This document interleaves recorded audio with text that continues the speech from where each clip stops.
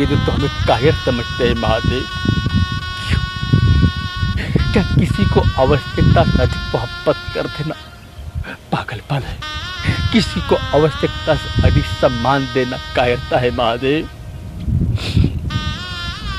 हम सोच सकता है महादेव कि जब कोई हमें बेवकूफ समझता है, हमारे संस्कार, हम किसी को सम्मान देते हैं, तुम किसी से डरते हैं क्या महादेव?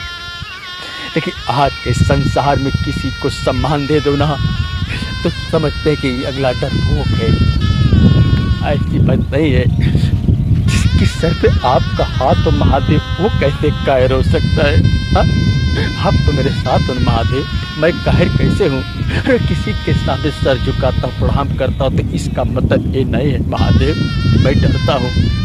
आपने सिखाया है ना महादेव कि बड़ों का सम्मान करो, छोटों को प्यार दो।